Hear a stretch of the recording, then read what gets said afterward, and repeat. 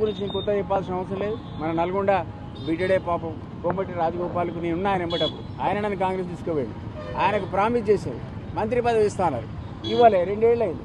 ఆయన పాపం అంటే నిలబడి చూస్తా ఉన్నాడు ఎప్పుడు ఇస్తారా అని. సో ఆయన డెఫినెట్లీ నిజాయితీపరుడు. నేను చీఫ్ ఎలక్షన్ ఏజెంట్గా పనిచేసిన ఆయన నాకు చాలా క్లోజ్గా తెలుసు. ఆయన సామాన్యుడు ఏం కాదు. నాకు తెలిసి 3 నెలల లోపల కాంగ్రెస్ ప్రభుత్వానికి కూలదూస్తాడు. ఆయన ఖచ్చితంగా కూలిపోతుంది కాంగ్రెస్ ప్రభుత్వం. ఆయనతో పాటు 30-40 మంది ఎమ్మెల్యేలు నాకు తెలిసిన వాళ్ళే ఆయనకి టచ్లో ఉన్నారు. కాబట్టి పాపం రేవంత్ రెడ్డి గారు ఏమి ఇంకా కంగారు పడాల్సిన అవసరం లేదు. ఎట్లా పైసలు లేవు, ఆయన ఏం చేయలేంది లేదు, మనకే చెప్పాడు. ఇంట్లో పండుకునేది బెటర్. 3 months లోపల మన నల్గొండ నుంచే ఈ ప్రభుత్వానికి పెద్ద సంక్షోభానికి నెట్టివేయబడుతుంది కాంగ్రెస్ ప్రభుత్వం. ఇది ఏమున్నా సరే ఆ సంక్షోభంలో పోని వాడు కూలిపోడు గ్యారంటీ అని చెప్పుకుంటా కూడా స్థానిక సంస్థల గురించి నేను కొత్త చెప్పాల్సిన అవసరం లేదు. మన నల్గొండ బిడ్డడే పాపం కోమటి రాజగోపాల్కు నేను ఉన్నా ఆయన ఎంబటప్పుడు ఆయన నన్ను కాంగ్రెస్ తీసుకుపోయాడు. ఆయనకు ప్రామిస్ చేశారు మంత్రి పదవి ఇస్తాన్నారు, ఇవ్వలే, 2 ఏళ్ళు అయింది. ఆయన పాపం అంటే నిలబడి చూస్తా ఉన్నాడు ఎప్పుడు ఇస్తారా అని.